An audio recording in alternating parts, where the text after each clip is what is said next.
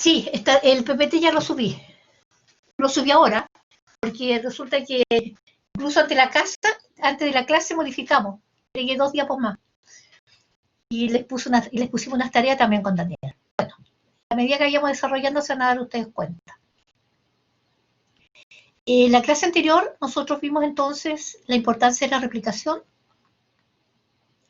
y que siempre la replicación está relacionada con proliferación.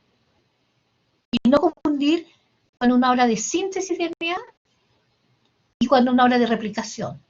Porque replicación implica duplicar toda la información genética y eso solamente cuando hay estímulo de proliferación. Sin embargo, puede haber síntesis de DNA sin haber proliferación. Por ejemplo, y lo vamos a ver también más adelante, cuando hay un daño al DNA, esa región se puede reparar. Eso es síntesis de DNA, es reparación. No es replicación. Y lo importante es que la replicación es necesaria. Gracias por el avisito. La replicación es necesaria. ¿Por qué? Porque si no, se iría perdiendo cuando las células se dividen. Y si, como la replicación es necesaria, también es necesaria la transcripción, la transducción. Y todo eso está dentro de lo que se conoce como expresión génica. Entonces, ahora vamos a hablar un poco de la transcripción para posteriormente hablar de la traducción.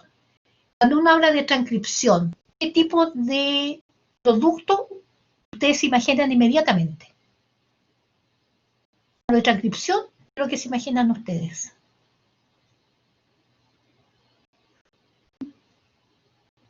Mensajeros, ya. Diego y Daniela dicen que se imagina el tiro los mensajeros. Siempre cuando uno habla de transcripción, se relaciona con mensajeros.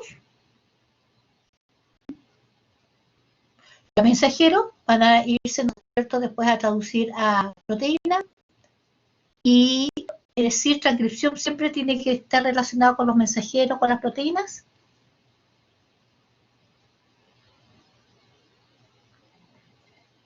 O también con qué lo podemos relacionar.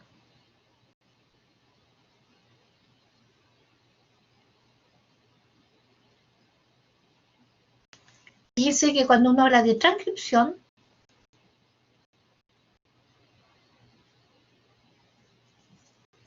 son uno de los sistemas, como ustedes dicen, mensajeros y proteínas, ¿no es cierto? Aquí tenemos los mensajeros y ese mensajero lleva la información para sintetizar una proteína. Pero para que haya síntesis de proteína, nosotros también necesitamos otros RNA, que son los RNA ribosomales, que van a formar parte de la estructura de los ribosomas, es indispensable para que haya síntesis de proteína. Y también los RNA de transferencia, que son los intermediarios para que los aminoácidos ubiquen un lugar específico en la cadena polipeptídica. Y eso sería entonces relacionado a lo que usted me decía, mensajeros, proteínas, porque todo este sistema está comandado para la síntesis de proteínas.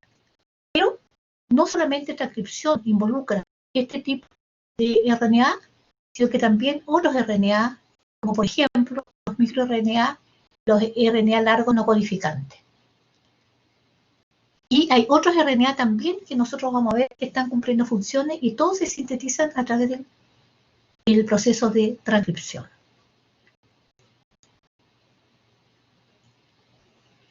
Así entonces, realmente, como ustedes mismos dicen, cuando uno habla de transcripción, uno inmediatamente se imagina un mensajero y se imagina una proteína.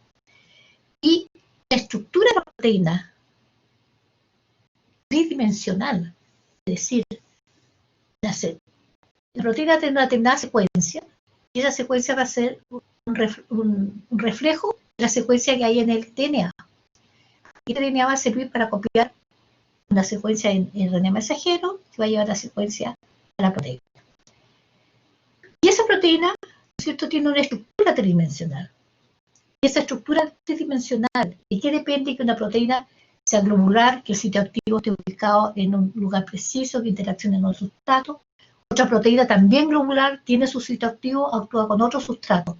¿De qué va a depender la estructura y la función de la proteína, la estructura tridimensional, y esa estructura tridimensional hace que esa proteína tenga una determinada función.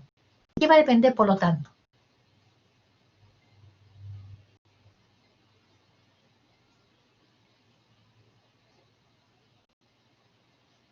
¿Y qué va a depender? Que la función de las proteínas va a depender de la estructura, porque ustedes alteran la estructura tridimensional de la proteína y la proteína ya va a perder, dependiendo de la alteración, un porcentaje de su actividad biológica, a depender de la secuencia de aminoácidos. Por lo tanto, esa secuencia de aminoácidos está dada por la secuencia en el ADN, es que va a depender la estructura de la proteína. ¿Ustedes se acuerdan de algún ejemplo que basta que cambie un aminoácido, perdón, que cambie un nucleótido para que la proteína ya sea menos funcional? Cambia un solo nucleótido dentro de la anemia falciforme. ¿Se fijan? Cambia un solo nucleótido. Y eso hace que ese codón que codificaba para el glutámico, al cambiar un nucleótido, cambia para valine. Y glutámico, ¿qué tipo de aminoácido es?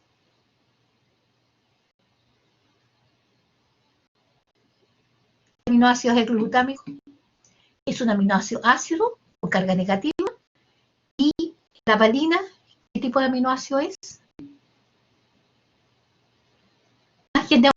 Tiene otra característica la valina. No tiene carga, estoy de acuerdo, pero es aplanar, es hidrofóbica. Entonces, por el solo hecho que cambie un aminoácido que está en la posición 6 de la cadena polipeptídica, hace que la estructura cambie y esa proteína ahora tiene menor afinidad por el oxígeno. ¿Se fijan? Entonces, ahí uno ve cuán importante es que a veces basta que cambie un nucleótido para que la proteína ya sea menos funcional. Otras veces no se nota, porque cambia un aminoácido por otro aminoácido similar. Entonces no influye en la actividad biológica. Cuando hay cambio en la estructura tridimensional, que estamos cambiando aminoácidos ácidos por aminoácidos hidrofóbicos, ahí sí que influye. También va a depender dónde esté ubicado ese cambio en la estructura tridimensional.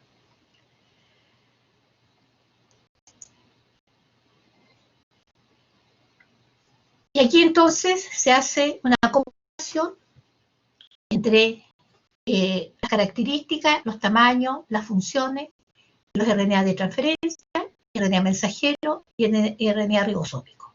A grandes rasgos, lo importante es en cuanto, por ejemplo, que los que tienen más recambio, su vida media mucho más corta, son los RNA mensajeros.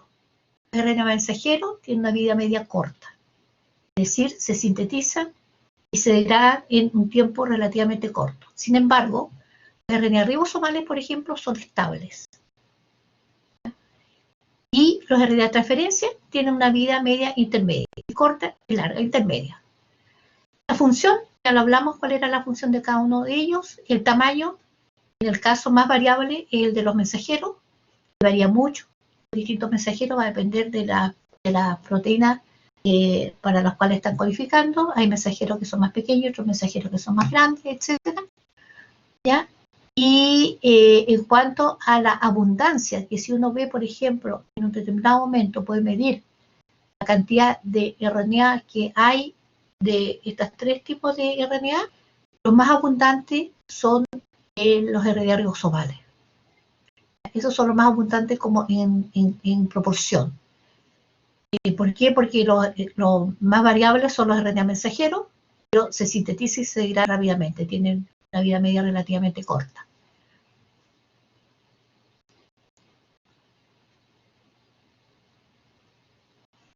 Y con respecto a los otros tipos de RNA que también se sintetizan durante la transcripción, ahí tenemos, vamos a hablar un poquito de ellos. Por ejemplo, están lo que se llaman los snRNA, que vienen del inglés, Small Nuclear RNA o Small Nuclear RNA, que le llaman, que son ácidos ribonucleicos de tamaño relativamente pequeño, pueden ir de 70 a 50 nucleótidos de largo. Esto se encuentra en el núcleo de células eucarióticas y forman parte de los que se llaman los componentes de las snRNP, que son estas las ribonucleoproteínas pequeñas, son los que están participando en el procesamiento de los intrones. La longitud promedio es de alrededor de 150 nucleótidos de estos RNA. Son transcritos algunos por la RNA polimerasa 2, otros por la RNA polimerasa 3.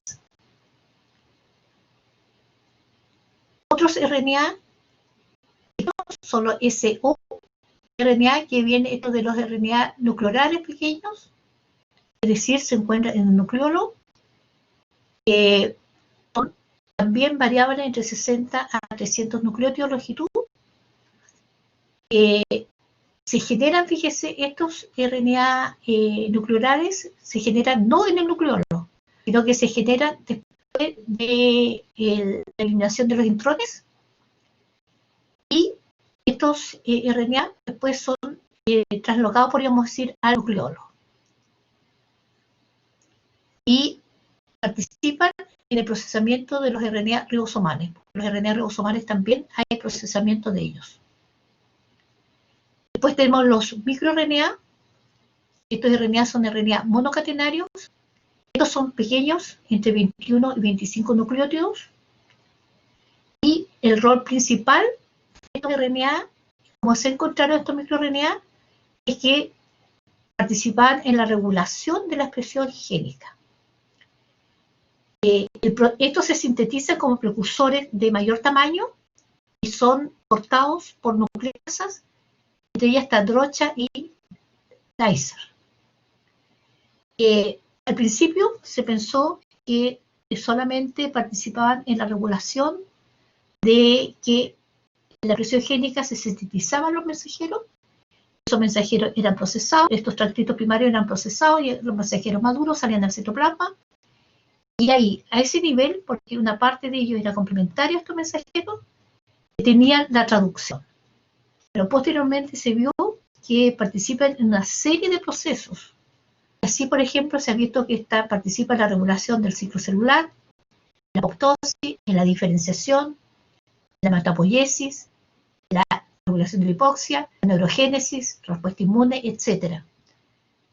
Entonces, estos microRNA son diversos, son muchos los que se han encontrado, y incluso entonces cuando se sobreexpresan o no se expresan, producen alteraciones. Otros que participan a veces junto con estos microRNA son los RNA largos no codificantes. Estos son moléculas de mayor tamaño comparado con los micros, son de aproximadamente 200 nucleótidos de largo. También están relacionados con procesos de regulación de la expresión de genes, ya sea a nivel de transcripción, post-transcripción, control de la actividad también de proteínas, y así participan, por ejemplo, en las modificaciones de la cromatina, en la organización de dominios nucleares, en el corte y empalme de los RNA mensajeros, entre otros. Ahora se ha visto también que muchas de estas regulaciones entre los microRNA y estos RNA largos no codificantes hay interacción entre ellos. Otros RNA pequeños son estos RNA interferentes pequeños, que se llaman siRNA, que también son moléculas de tamaño parecidos a los microRNA, y estos se originan a partir de RNA endógeno, pero también puede ser exógeno. Y en estos momentos, estos siRNA se están usando como agentes terapéuticos para algunas enfermedades. De tal manera que para impedir que se expresen entonces algunos genes y se sintetizan incluso en forma, en el laboratorio se mandan a sintetizar estos RNA pequeños y se utilizan como estos agentes terapéuticos. Es decir, en este mundo de los RNA, no solamente hay que hablar de los RNA mensajeros, de los RNA ribosomales, los RNA de transferencia, sino que de este otro mundo nuevo de RNA pequeños y más largos que están participando en la regulación de la expresión génica. Algunos de los cuales se sintetizan a partir de los intrones, otros se sintetizan en las regiones intergénicas o en las regiones que se le llamaba antiguamente, que se creía que no servía para nada, e incluso estos son genes que uno habla, Tiene regiones que también regulan la expresión de estos genes y que son sintetizados por enzimas, que puede ser la RNA polimerasa 2 o la RNA polimerasa 3. Y algunos de ellos son procesados. Entonces, en el proceso en general de transcripción, uno habla de la unidad de transcripción. La unidad de transcripción significa todo lo que está desde que se comienza a transcribir el gen hasta que se termina de transcribir el gen. Y en esta unidad de transcripción, en todo gen, cuando los genes son regulados, tiene que haber una secuencia que está vecina al gen y se le llama secuencia promotora. Esta secuencia promotora es el lugar donde va a interaccionar la RNA polimerasa, pero no solamente la RNA polimerasa en el corionte, sino que se necesitan también la interacción de otros factores de transcripción. Incluso algunos de ellos tienen que interaccionar primero para que la RNA polimerasa interaccione posteriormente en esta región. Y después vamos a ver cuando vemos la regulación que pueden haber otras secuencias que están muy lejos, corriente arriba de esta región promotora, que también son importantes para que estos genes se expresen o no se expresen. En general, cuando se activa la transcripción, se tiene que abrir esta región, se tiene que romper las uniones puente hidrógeno en esa región, para que entonces la RNA polimerasa pueda comenzar a copiar la información de una de las hebras del DNA. Todos los RNA que se sintetizan en la célula se copian a partir del DNA. Y así entonces la hebra va a ir creciendo desde el extremo 5' 3'. El RNA corresponde a la cadena anticomplementaria de la hebra que está copiando. ¿Y por qué? En la replicación nosotros necesitamos un RNA partidor. No podía empezar la replicación con la DNA polimerasa, y aquí la transcripción sí puede empezar con la RNA polimerasa. ¿Cuál es la diferencia mayor entre las DNA polimerasa y las RNA polimerasa en el ejemplo que estamos analizando? ¿De acuerdo?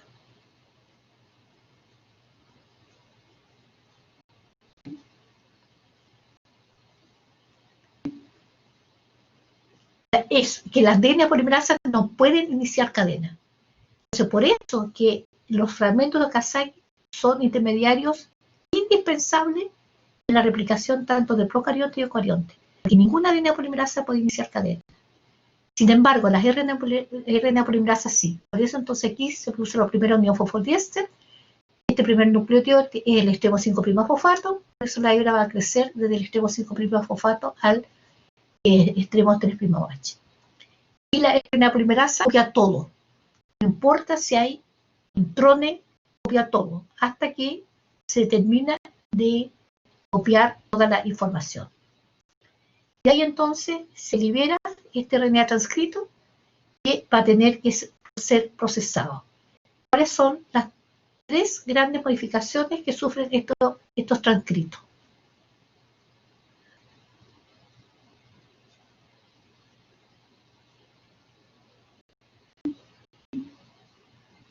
Uno, el splicing, que es la eliminación de los intrones. ¿Qué más?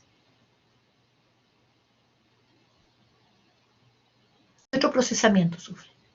El corte y empalme significa eliminación de los intrones. Agregar la cola poli-A en el extremo 3'. ¿Cuál es otra modificación? El CAP. ¿Ya? Esas son modificaciones necesarias.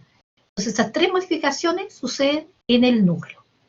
El transcrito primario copia todo de RNA polimerasa, lo único que hace es copiar. Pero posteriormente, entonces, tiene todo el sistema que tiene que participar en la eliminación correcta de los intrones, en el extremo 3' agregar el poli-A y en el extremo 5' agregar el CAP. El CAP es indispensable para la interacción con los ribosomas. El poli-A, todos los transcritos que van a ser traducidos a proteínas que tienen poli-A, el CAP es indispensable. Eso, si un mensajero, todos tienen CAP. Pero todos los mensajeros tienen poli-A.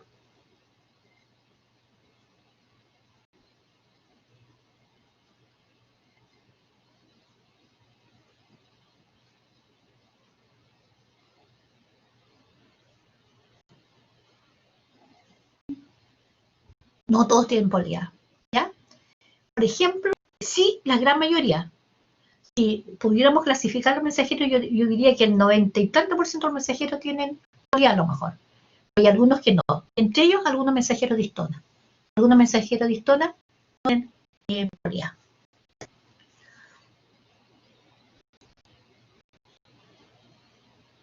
Entonces, lo que yo les explicaba recién, que en este sitio que está antes de la región que se comienza a transcribir, está la región a las cuales se van a unir los factores de transcripción, se va a unir la RNA polimerasa, una de las subunidades de la RNA polimerasa, la que tiene la actividad helicasa, que permite que se rompan los puentes hidrógenos para comenzar entonces a copiar.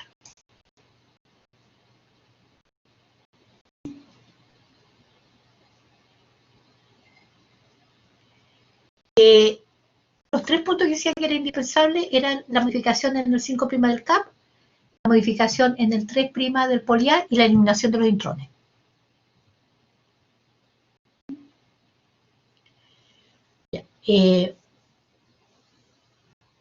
Entonces aquí tenemos que el primer nucleótido que va a ser copiado es el más 1.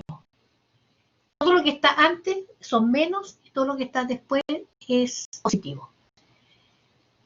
Fíjense que lo que aquí hay que rescatar en esta cadena codificante, la cadena molde y la cadena ADN, es que el ARN, ¿no es cierto?, que está siendo sintetizado va a ser complementario a la cadena que está copiando. Es decir, si esta es la cadena que está creciendo, si aquí hay, en la cadena que está copiando hay una T, agregar una A. Si hay una A, agregar una U.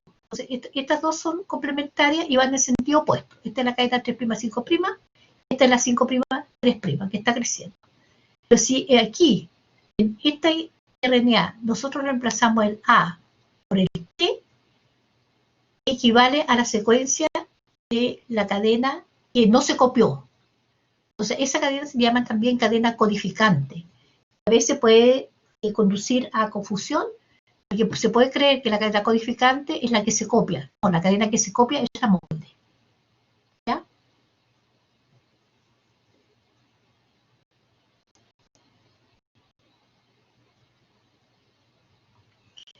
Las enzimas que copian los RNA son de 3 tipos, está la RNA polimerasa 1, la RNA polimerasa 2 y la 3.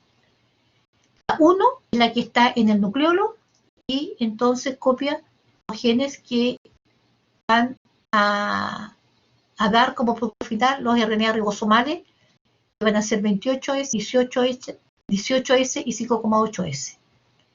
La 2 está en el nucleoplasma y entonces sintetiza todos los transcritos primarios y algunos RNA de los que hablamos, RNA más pequeños. La RNA polimerasa 3 también está en el nucleoplasma, sintetiza los precursores para los RNA de transferencia, el RNA ribosomal más chico, que es el 5S, y para otros RNA pequeños. También hay, como acuérdense que en la mitocondria y en el cloroplasto también pueden haber estos procesos, hay una RNA mitocondrial y hay una RNA polimerasa en el cloroplasto.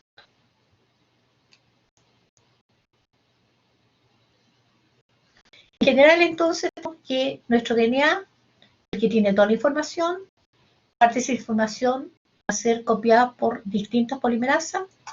Si es la RNA polimerasa 1 y 3, nos va a dar principalmente los RNA estructurales, que son los RNA de transferencia, RNA ribosomales y los RNA pequeños.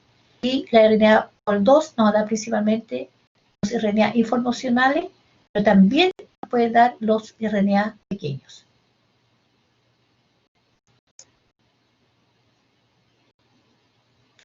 Aquí se comparan las RNA polimerasas de procarionte con la de eucarionte. La RNA polimerasa de procarionte, ella sintetiza todos los RNA que necesita la bacteria. No hay distintas RNA polimerasas, sino que hay una RNA polimerasa que sintetiza tanto los RNA mensajeros, los ribosomales y los de transferencia. Esa RNA polimerasa, la que más estudiada es la de Escherichia coli, que está formada por 2 subunidades alfa, una subunidad beta, una subunidad beta prima y una subunidad sigma. La subunidad sigma es indispensable para reconocer la región promotora de los genes. Y una vez que inicia la transcripción, la subunidad sigma se libera. Y el resto, la subunidad alfa 2, beta, beta prima, se llama que es la RNA polimerasa core. Esa es la que elonga la información.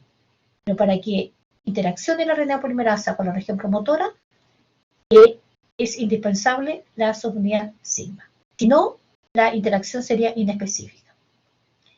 En el caso de la RNA polimerasa 2, que sintetiza principalmente los mensajeros, es una enzima bastante compleja, tiene muchas subunidades. Hay dos subunidades grandes, aquí representa una y la otra está representada acá, son las dos subunidades grandes. Hay otras subunidades más pequeñas, y una de esas subunidades tiene la cola C-terminal, por eso se llama esta el dominio CTD, que tiene muchos aminoácidos que van a ser fosforilados. Esta fosforilación es necesaria para que los genes sean transcritos por la RNA polimerasa 2. Esta es entonces una regulación por fosforilación múltiple. Acuérdense que además está la RNA polimerasa 1 y la RNA polimerasa 3. Las regiones promotoras también hay diferencia entre los procariontes y los eucariontes. Las regiones promotoras de procarionte se caracterizan principalmente que aquí está la primera base que va a ser transcrita. Todas las secuencias anteriores, o secuencias se llama también corriente arriba, van a ser negativas. Entonces este menos 10 significa que esta secuencia está a 10 nucleótidos de esta primera secuencia. Este sería más 1 y este sería el menos 1. Menos 2, menos 3, etc. En esta región, menos 10, hay una secuencia de consenso, la tienen la mayoría de los promotores que transcriben con buena eficiencia, que se llama la caja Brimno, que corresponde a esta secuencia TAAT. Y a menos 35 nucleótidos del primer nucleótido que es transcrito, hay otra secuencia, que es la secuencia TTGACAT, que está a menos 35. Entonces, estos top box son importantes para la interacción de la RNA polimerasa en procarionte. Se han hecho algunos experimentos en que se ha acortado la distancia de estos box y también con el inicio, se ha visto que afecta afecta la eficiencia de la transcripción en procarionte. Incluso también se han hecho experimentos en que se ha cambiado parte de esta secuencia y también afecta. Eso se dice que estas son las secuencias de consenso en el promotor de procarionte. Entonces estas dos regiones, menos 10 y menos 35, forma parte del promotor en procarionte. En eucarionte es un poco más complejo los promotores. Si esta es la primera base transcrita, vamos a tener a menos 25 una caja que se conoce como la caja Tata, o también la caja Hawkins, que tiene esta secuencia Tata seguido por 3 adeninas. A menos 75 más o menos hay otra caja que se llama la caja CAT, y a menos 90 hay otra caja que es la caja GC. Esta se llama también las islas GC. Entonces, esto ya es más o menos también la parte de la secuencia de consenso de promotores, pero pero para la RNA polimerasa 2. La RNA polimerasa 1 y la RNA polimerasa 3, los promotores tienen otras características. Nosotros no las vamos a ver.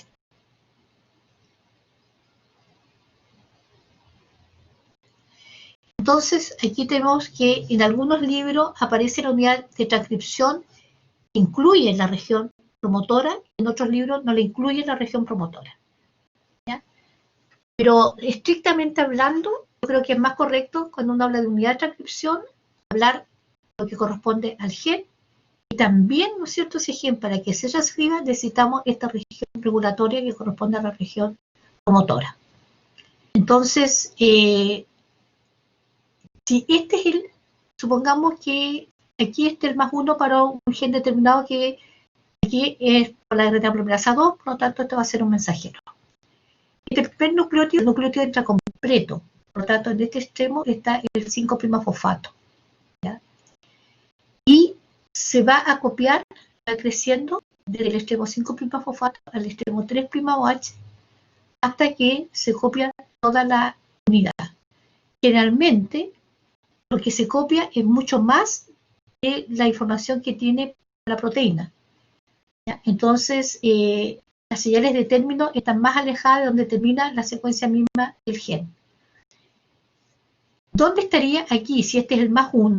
¿Dónde estaría ubicado aquí el AUG? Porque AUG sería el primer codón que va a estar en el mensajero, que va a ser el primer aminoácido que va a estar en la porción N-terminal, que principalmente AUG codifica para metionina. ¿Dónde estaría aquí el AUG? Indicaría dónde comienza la lectura para la proteína. Si este sería el más 1. Dígame un valor que ustedes crean donde podría estar el AUG. Al tiro aquí estaría el AUG. Estaría más al interior. ¿Qué creen ustedes?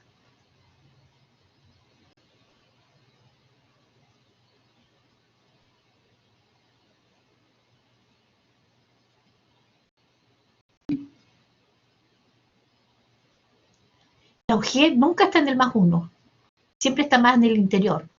La UG podría estar aquí a lo mejor en el más 30, más 40. Siempre el UG está más hacia el interior y antes hay una secuencia que no va a estar en la proteína. Igual, el término no significa que va a estar al final del mensajero. Los codones de término están antes y después hay otros codones que no van a corresponder a secuencia en la proteína. Entonces, si nosotros, por ejemplo, vemos que yo le dibujo de aquí a acá va a estar el mensajero, y la UG va a estar más en el interior y los codos de término también no van a estar en el extremo, sino que están antes del término del transcrito. Acuérdense que además tienen que eliminarse los intrones. Aquí entonces está la secuencia menos 10, menos 35, que son importantes para que interaccionen los factores de transcripción y la RNA polimerasa. Aquí entonces aparecen otras regiones, que aquí estaría el más 1, donde se va a comenzar a traducir a transcribir el mensajero. Acá tenemos las regiones que están, aquí estamos a menos 40, menos 200, menos 5000, etc. Y este sería el promotor mínimo, el que está acá cerca. Aquí es donde se van a interaccionar los factores de transcripción de RNA polimerasa. Pero también tenemos otros elementos proximales, entre ellos están estas islas GC, que también son importantes para la interacción de otras proteínas, y también podemos tener elementos mucho más distantes, que pueden estar a 1000 nucleótidos, 5000 nucleótidos de distancia de este primer nucleótido que va a ser transcrito, que son importantes para la eficiencia de la transcripción, para que se produzca o se detenga. Por ejemplo, aquí arriba ya aparece este promotor basal, a los cuales se tienen que unir algunos factores de transcripción para que la RNA polimerasa pueda interaccionar y empezar a copiar. Pero también tenemos entonces esta otra secuencia que están promotores más, se llaman proximales, los cuales también son importantes que interaccionen otras proteínas, dependiendo de los promotores, por supuesto, son las proteínas que van a interaccionar para la eficiencia de la transcripción. Así, por ejemplo, aquí esto ya es lo mismo, pero está más explicado. Muchos autores prefieren definir los promotores solo como los elementos basales y proximales, dejando los distales exclusivamente como secuencias reguladoras. Entonces, cuando se habla de promotores, se habla más ahí, que es donde interaccionan estos factores de transcripción, y las otras secuencias que están mucho más alejadas van a hacer que sea una uniproteína que van a estar regulando, favoreciendo o deteniendo la transcripción. Por lo tanto, los elementos proximales se encargan de determinar la frecuencia con la que se debe iniciar la transcripción. En este ejemplo se ensamblará el complejo de preiniciación. El complejo de preiniciación son con los factores de transcripción, ¿ya? Y que posteriormente a ellos se va a unir la RNA polimerasa para poder transcribir. En general, los distintos tipos de promotores basales combinan distintas posibilidades, siendo la más frecuente, por ejemplo, que en algunos casos hay una ausencia de la caja TT, de la secuencia de CATA, pero aparecen otros elementos que son necesarios, como estos elementos que aparecen aquí, ¿ya? INR, DPE, MTE. Cuando los promotores carecen de estos elementos, por ejemplo, de estos elementos, digamos, más distales, que no están regulando la expresión génica, eso significa que son genes constitutivos. ¿Qué entienden ustedes por genes constitutivos?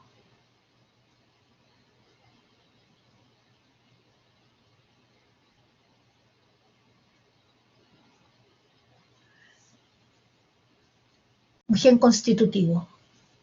¿Podrían dar algún ejemplo de gen constitutivo? Exactamente, que no están siendo regulados.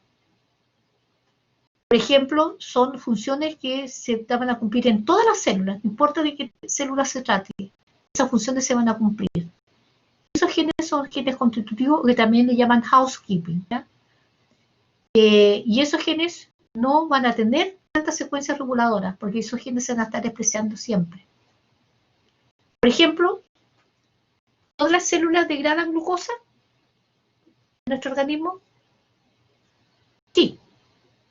Por lo tanto, esos genes se van a estar expresando siempre. Pero todas las genes, todas las células producen insulina.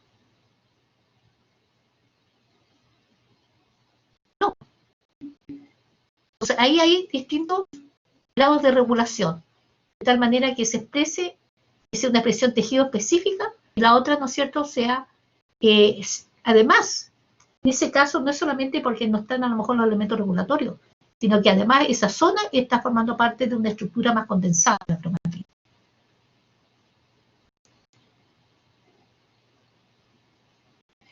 Entonces, en el inicio de la transcripción del corionte, para estos genes que son regulados, vamos a tener nosotros,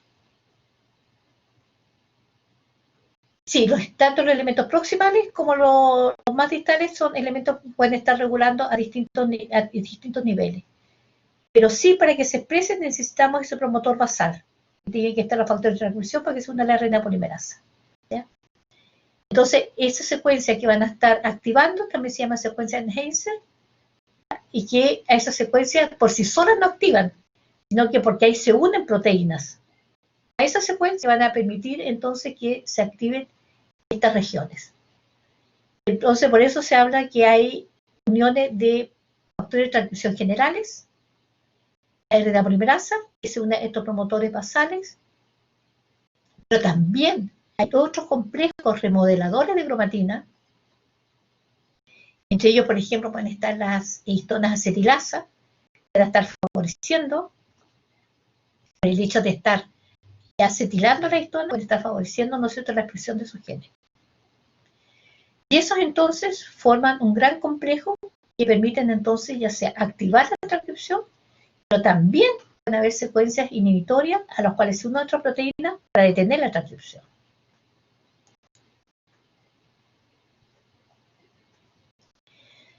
Y hablamos también de que tenía que haber una maduración de los mensajeros en eucarionte, por lo tanto, el transcrito primario copia todo, se modifica en el extremo 5' con esta estructura CAP, que es un nucleótido de guanina que se agrega una unión 5'5' fosfodiéster, se agrega la secuencia poli-A, que son puros catalizados por la poli-A polimerasa, se agrega puros nucleótidos de adenina en unión 5'3' fosfodiéster. Ya esta secuencia no está en los genes, sino que se agrega posteriormente. Y esta remoción de los intrones tiene que ser de tal manera que no puede acortarse, no puede quedar un nucleótido más o un nucleótido menos. Porque ¿qué pasa, por ejemplo, si aquí en el corte de este intrón, para eliminar este intrón, quedan dos nucleótidos del intrón? O se equivoca y elimina un nucleótido del exón. ¿Qué va a pasar con la lectura de este mensajero? Que tuvo esta falla en la eliminación del intrón.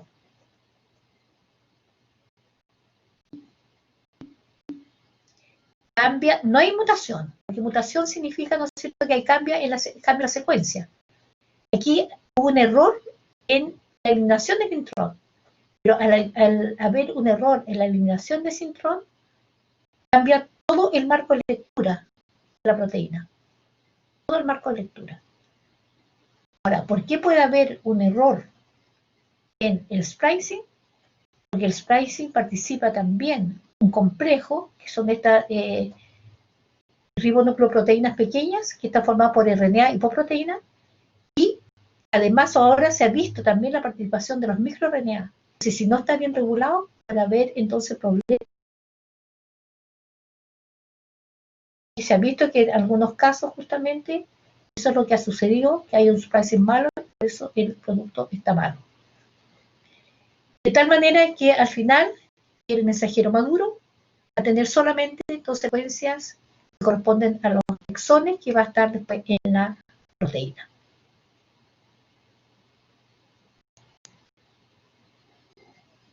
Esta es la estructura CAP. Aquí tenemos nosotros este nucleótido que se agrega en la unión 5' fosfodiéster. Y se habla que este corresponde a la caperuza o el CAP porque queda como el nucleótido da vuelta. Fíjate, aquí está la pentosa y la base queda para acá abajo. Acá está la pentosa y la base queda hacia arriba. Eso se llama, además se metila. Posteriormente hay metilaciones, ¿ya? Y aquí se metila acá, y aquí también se metila, Entonces, esta estructura 5' CAP en esta región, además están metilados.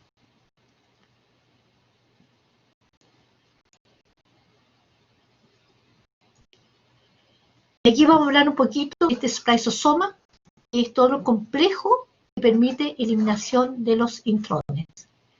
Estos spliceosomas están formados por proteínas y RNA. Este conjunto es lo que se llaman las ribonucleoproteínas pequeñas o que se abrevian las snRNP. Son entonces proteínas y RNA.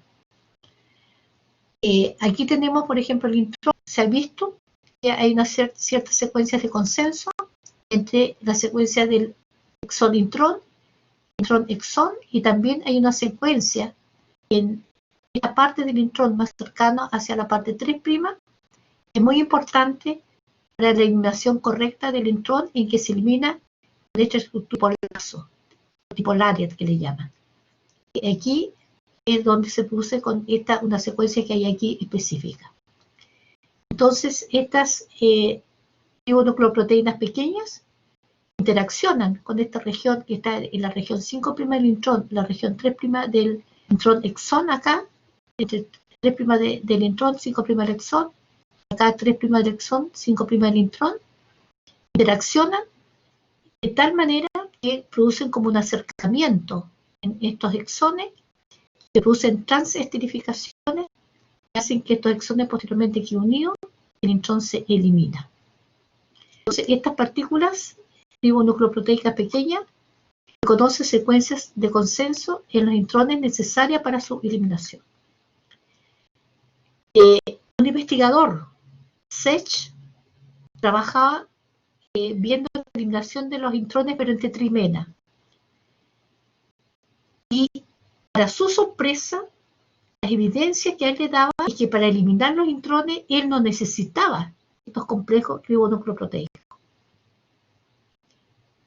Entonces, él presentaba proyectos en que decía que este mismo intrón que actuaba como catalizador para su propia eliminación. Él habló por primera vez de los RNA catalíticos. Fue muy resistido su descubrimiento, porque él decía que los extractos que él probaba, decían los investigadores, tendría que haber estas partículas que no eran detectadas. Hasta que repitieron otros investigadores su método, vieron los mismos resultados, y ahí apareció por primera vez el concepto de las ribosimas. Que ribosimas son RNA con actividad catalítica. ¿Ya?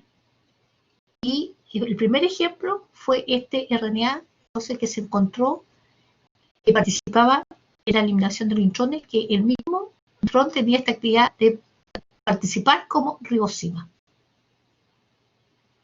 Hay otros ejemplos también de la ribosima, y uno de los ejemplos principales es lo que vamos a ver más adelante. Por mucho tiempo se pensaba que los ribosomas, cuando se produciera la traducción de la proteína, una de las proteínas de la subunidad grande era la responsable de la unión peptídica. Entonces se habló de la actividad peptidiltransferasa. Y esa peptidiltransferasa siempre se pensaba, y en los libros aparecía que era por una de las proteínas de la subunidad grande del ribosoma. Hoy en día, en los nuevos libros que aparecen, aparece, y también hay artículos que fueron publicados, que la actividad peptidiltransferasa es catalizada por una ribosima, uno de los RNA de la subunidad grande del ribosoma, es el que cataliza la unión peptídica. Entonces, la actividad peptidiltransferasa, que por mucho tiempo se pensó que era una de las proteínas ribosoma, hoy en día se dice que es una actividad, por los RNA sería catalizada por una ribosima, unión peptídica. Bueno, volviendo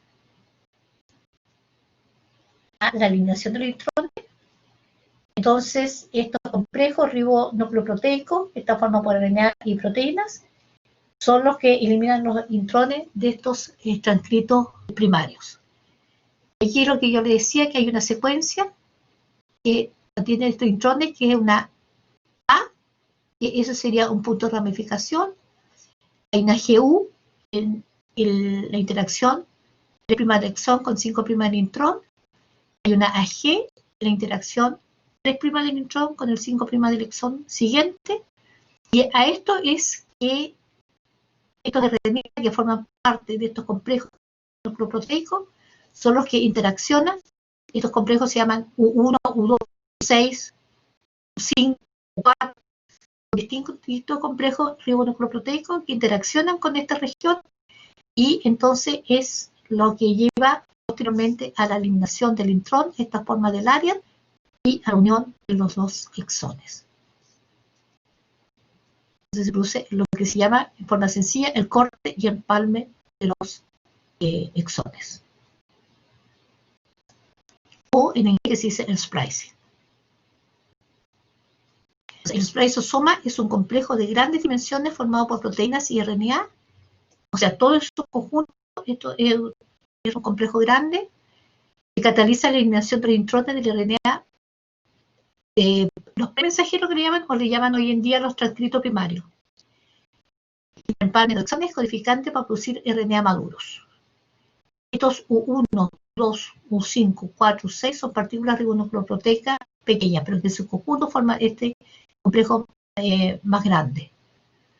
Y cuando estos complejos entonces se unen a los transcritos primarios,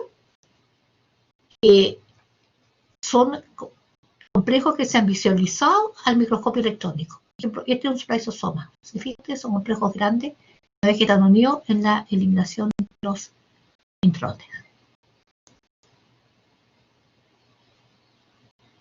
No nos olvidemos de que más del 90% de los genes humanos experimentan splicing alternativo. Mediante este mecanismo se producen diferentes proteínas a partir de un gen. Fíjense que yo hago docencia muchos años, y en ese tiempo yo pasaba el splicing alternativo, pero como una excepción, muchos años atrás. ¿Ya? Existía el splicing alternativo, pero era como una excepción. Pero cuando se secuenció el genoma humano y se pensaba que debían encontrarse alrededor de 90.000 genes para proteínas, se encontraron que el número de genes para proteínas era mucho menor. Al principio hablaban de alrededor de 30, 40.000 genes, y posteriormente se redujo a 20, 22.000 genes. Entonces, ¿cómo explicábamos que 20, 22.000 genes podían dar mayor número de proteínas que existían en la célula? Y eso se explica hoy día porque la mayoría de los genes experimentan este splicing alternativo. Es decir, aquí hay una gran diferencia con los procariontes. En procariontes, un gen, si codifica para proteína, es una proteína. ¿Cómo se cambia ese paradigma ahora en eucarionte? Un gen, en procarionte, una proteína. ¿Y qué es lo que pasa en eucarionte entonces? Colóquenmelo en el chat, enciendan el micrófono. Lo que pasa en eucarionte.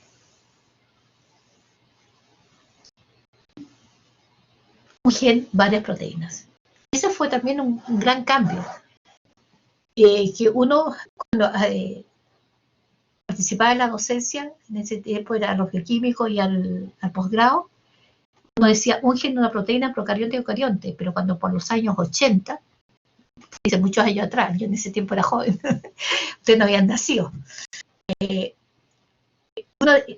aparecieron estos del splicing y después el splicing alternativo, cambió todo el conocimiento de la biología molecular.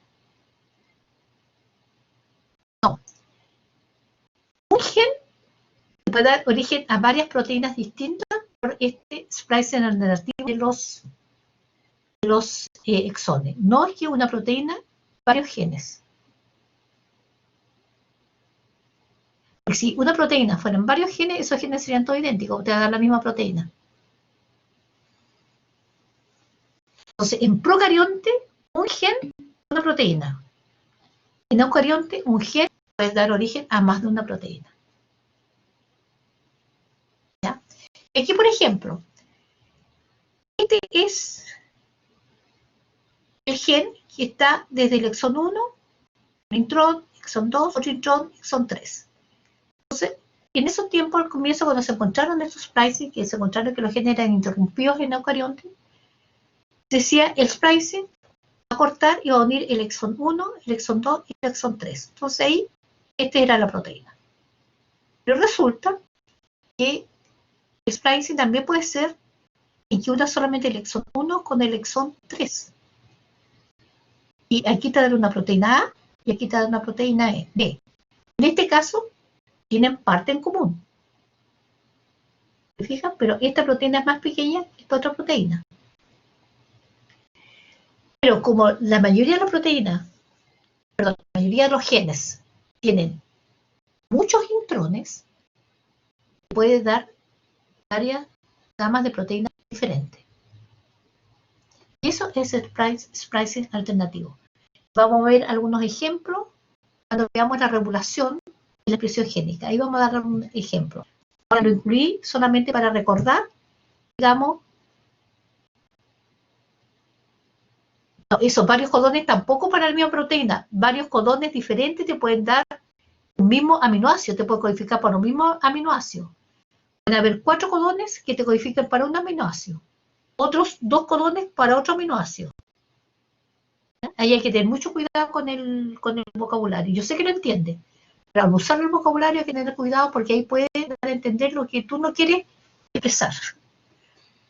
Entonces aquí hay grandes diferencias entre procarionte y eucarionte. ¿Cuáles grandes diferencias hay? Uno, en procarionte, una RNA polimerasa, en eucarionte, 3 RNA polimerasa. En procariontes, un gen, una proteína.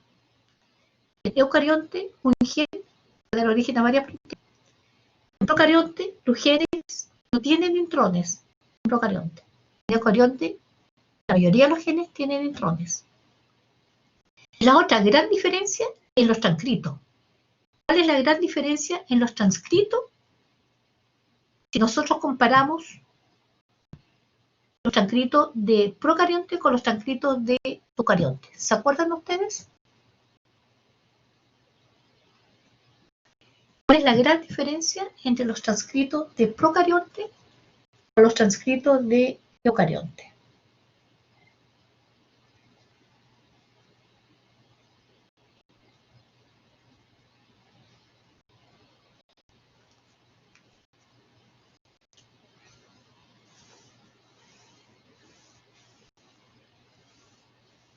¿Se acuerdan?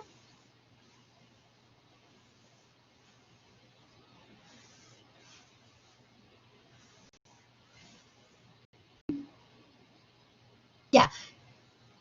No son modificados, totalmente de acuerdo. Los procariontes no tienen ni CAP ni poli-A. No tienen intrones. ¿Qué más?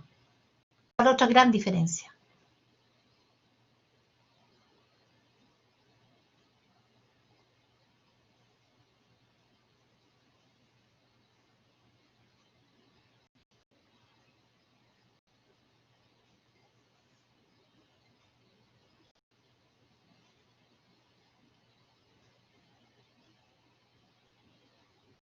¿Se acuerda de los mensajeros policistrónicos y los mensajeros monocistrónicos?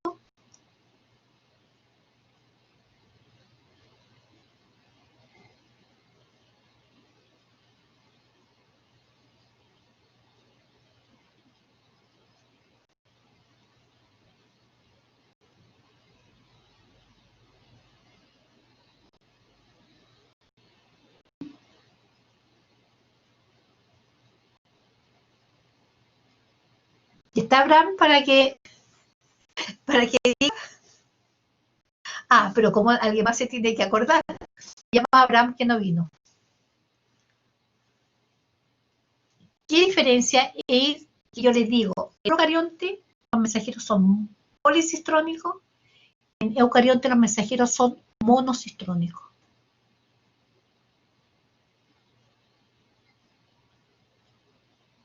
¿Nadie se acuerda?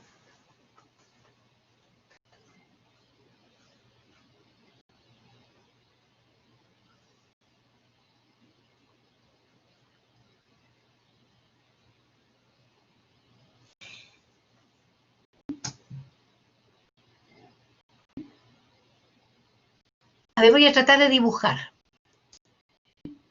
Si este es un DNA de procarionte, aquí vamos a tener el gen A,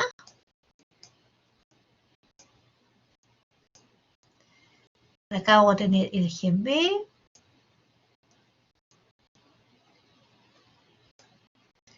por acá vamos a tener el gen C. Esto es procarionte. Aquí vamos a tener un genoma de eucarionte, y aquí tenemos el gen A, aquí tenemos el gen B, y aquí tenemos el gen C. También lo voy a dibujar con A. Pueden ser distintos genes, pero voy a mantener la nomenclatura ABC. Este es de pro y este es de eucarionte. ¿Qué significa esa raya que me hicieron ahí? ¿Qué significa que el mensajero de procarionte sea policistrónico? Significa que aquí puede haber un promotor, se une la RNA polimerasa y copia todo. Mientras que en eucarionte hay un promotor, copia el gen A, hay un promotor, copia el gen B, hay otro promotor, copia el gen C. Entonces, que el mensajero sea policistrónico significa que el mensajero puede llevar la información para varias proteínas distintas en procarionte. Y en eucarionte significa que cada mensajero va a llevar la información para una proteína.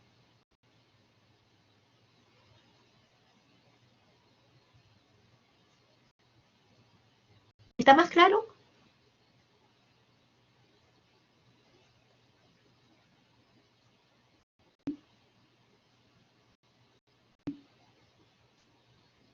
Por lo tanto, en este caso de aquí que yo tengo acá, ahora, acá, en este caso de acá, se cumple que los mensajeros son monocistrónicos.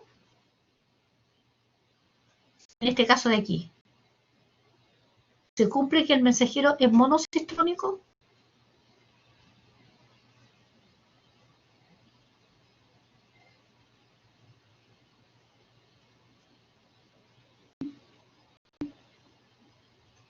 Sí, ¿cierto? Porque el transcrito primario, este de aquí, la RNA polimerasa llegó, se unió y copió todo. Este es el transcrito primario. Pero este transcrito primario fue procesado y nos dio dos mensajeros.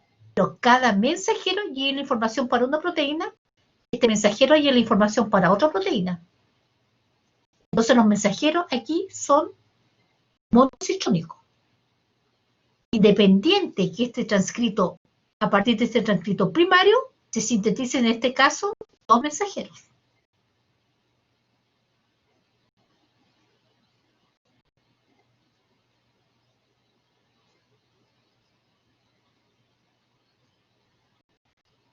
¿Está claro?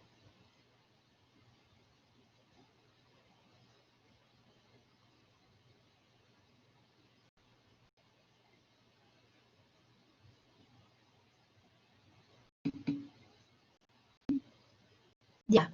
Es decir, si nosotros ahora hablamos de las diferencias entre la transcripción de procarionte y la transcripción de eucarionte, son muchas. Entre ellas, ¿no es cierto?, que una RNA polimerasa transcribe todos los genes de procarionte, 3 RNA polimerasa para los genes de eucarionte. Los transcritos en procariontes son policitrónicos, los transcritos en eucariontes son monocitrónicos. En procarionte, un gen, una proteína, en eucarionte, un gen puede dar origen a varias proteínas, el splicing alternativo. ¿Ya? Y además, la transcripción y la traducción en procarionte funcionan de forma paralela, porque a medida que se está sintetizando el mensajero, inmediatamente los ribosomas pueden interaccionar y comenzar a traducir la proteína. En eucarionte, por el hecho de tener la membrana, están separados en el espacio y en el tiempo. Primero tienen que ser sintetizados los transcritos primarios, tienen que ser procesados a los distintos mensajeros, van a salir al citoplasma y van a ser traducidos a la proteína. Esas son grandes diferencias entre transcripción de procarionte y transcripción de eucarionte.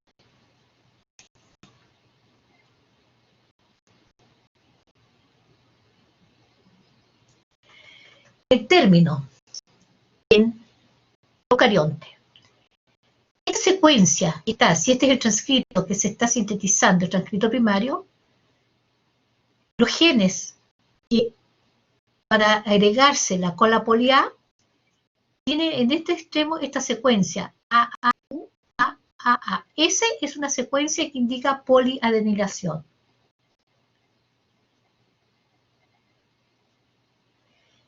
¿A qué te refieres donde se ubica el gen de la poli A polimerasa? Poli A polimerasa es la enzima que va a sintetizar el poli A.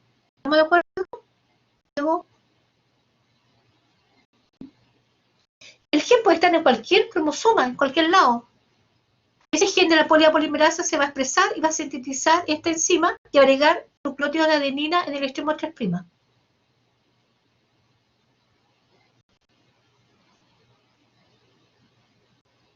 ¿Ya? Yo en este momento no sabría en cuál de los cromosomas está, cuál es la ubicación, no me la sé. Puede estar en cualquier cromosoma ubicado, supongamos que está en cromosoma 3. Y sí, puede que no sé, porque es un carril que yo estoy diciendo. No, lo que no está en el gen es la secuencia. El poli A, esa secuencia poli A no está en el gen. Se agrega después que es transcrito. ¿Te fijas? Y se agrega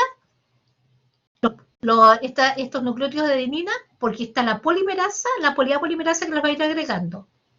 Siempre y cuando en el mensajero esté esta secuencia AAUAAA. Esa es una secuencia que indica que unos nucleótidos más allá se va a agregar el poli A, porque ahí se une esta polimerasa y va a ir agregando colitas de adenina. Y esa secuencia es la que no está en el gen, a eso me refería. ¿Quedó más claro, Diego?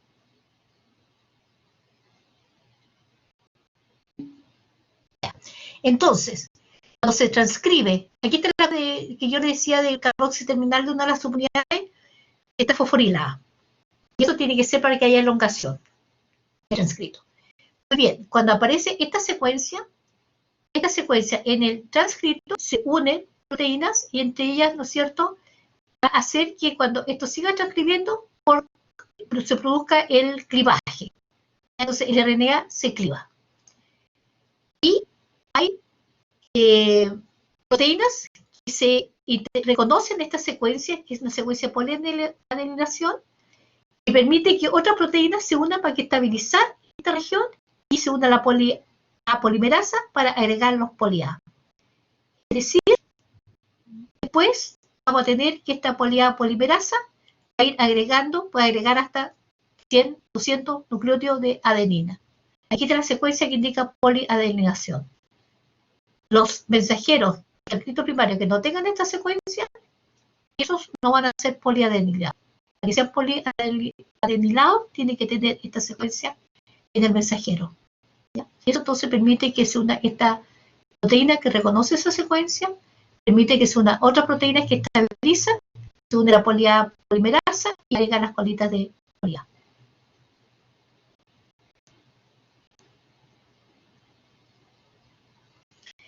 Y esto es lo que sucede en procarionte, y yo le dije que en procarionte era dependiente de la unión de la subunidad sigma, porque la subunidad sigma, cuando interacciona con la polimerasa, reconoce la región promotora. Si no está la subunidad sigma, la polimerasa se une a cualquier región, no es específica la transcripción. Por lo tanto, en procarionte, la subunidad sigma es la que permite que la polimerasa interaccione con la región promotora, comienza a sintetizar el mensajero y después se libera la subunidad sigma y se sigue elongando.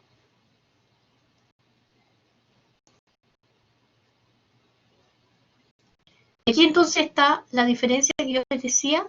En procarionte los transcritos son, mensajeros son policitrónicos, y pueden llevar, en este caso, por ejemplo, llevar la información para 3 proteínas diferentes.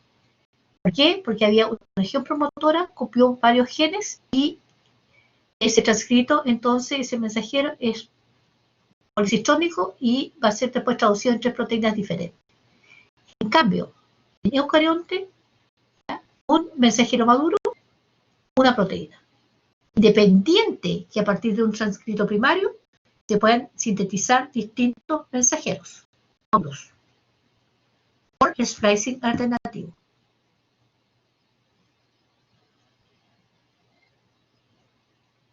¿Alguna duda?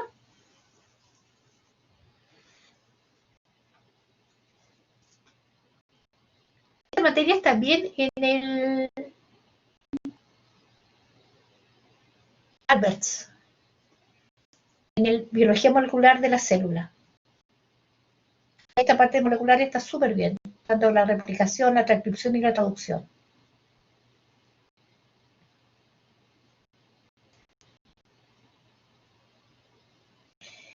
Y ahora por supuesto que cuando hay transcripción, dijimos que los genes se pueden expresar, digamos, con diferentes niveles de transcrito. Hay algunos genes que pueden tener más número de transcritos y otros genes que se van a transcribir en menor proporción, y otros genes que se pueden transcribir en mayor proporción. Y depender, ¿no es cierto?, de esta interacción de estas proteínas reguladoras con esta secuencia reguladora, hace que algunos genes sean transcritos de forma más eficiente que otros genes. No todos los genes se transcriben igual. Incluso algunos, como les decía, son constitutivos en el sentido de que no necesitan esta región de reguladora fuera de los que es una RNA polimerasa, que se van a estar transcribiendo siempre. Mientras que otros no. Tienen que ser regulados. Porque no todos los genes se expresan en todas las células.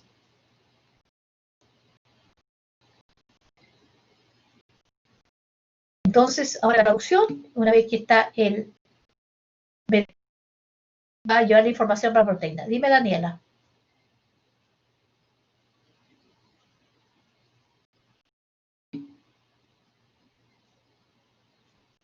¿A qué te refieres tú con la diferenciación celular que cambia? La diferenciación celular, celular permite que algunos se expresen en determinado momento, en determinado lugar. Por ejemplo, cuando se está formando el desarrollo embrionario, hay determinados genes que se tiene que expresar en un lugar específico del embrión para originar una estructura específica del embrión.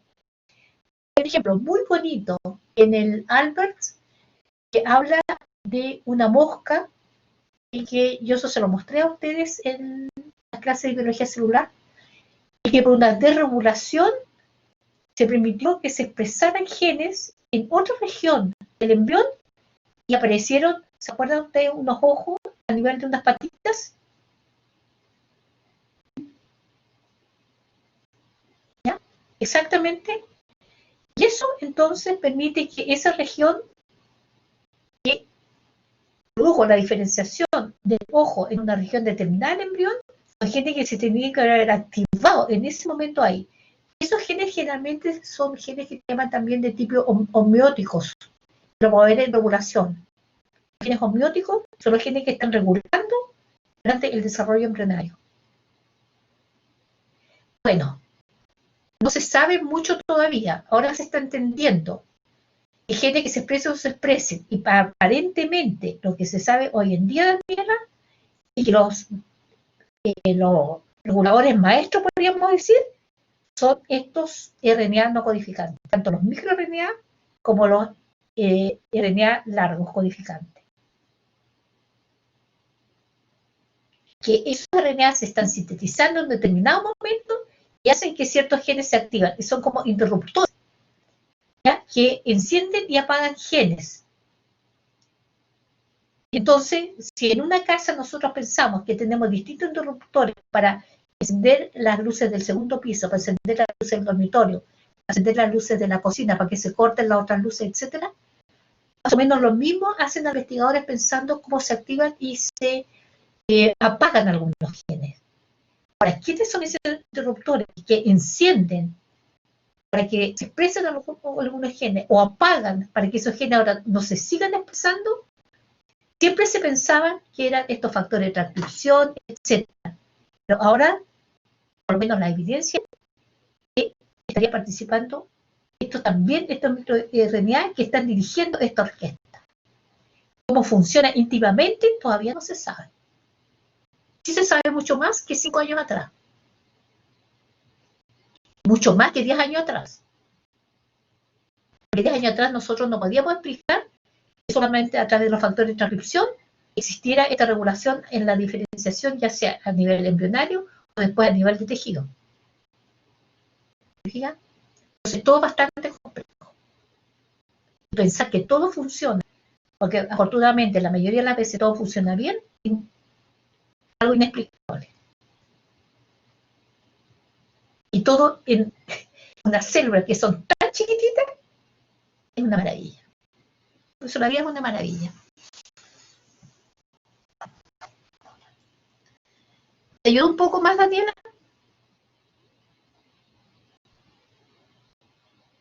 Porque de todas maneras esos maestros, esos genes maestros, de todas maneras también están siendo regulados.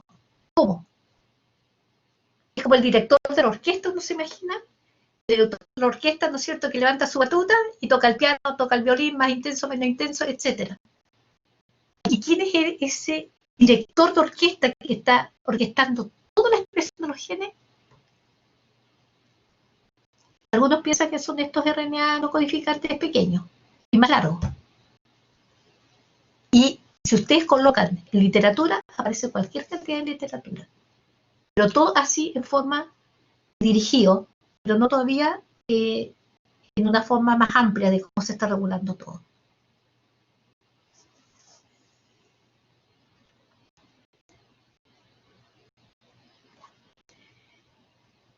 Y ahora vamos a entrar a lo que es la traducción. ¿Ya? Y que pasamos ahora de la transcripción, pero ahora vamos a ver qué pasa cuando es un mensajero y cómo ahora se va a sintetizar la proteína. Son las 4:20, nos quedan 10 minutos. ¿Prefieren que sigamos con la traducción o comenzamos la traducción mañana?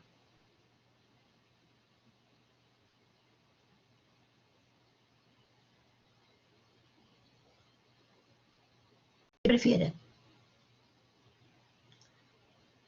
Entonces mañana comenzamos con traducción, que es relativamente corto, y comenzamos con regulación de la expresión génica.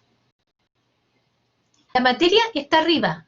Ustedes pueden echar una mirada, porque yo ya subí y ya no voy a modificar hoy día el material que les subí al aula. Así que echen una mirada lo que viene en respecto a la traducción, ¿ya? Porque comenzaríamos la regulación. Yo creo que mañana vamos a comenzar la regulación y ese también yo creo que voy a modificar un par de diapos todavía, así que eso no lo voy a subir hasta mañana. ¿Ya? Pero la traducción está, y también ahí en la traducción le pusimos 2 tareas que van a entrar para control de solemne. Eso lo vemos mañana. ¿Ya? Entonces, como queda poquito, voy a cortar ahora la grabación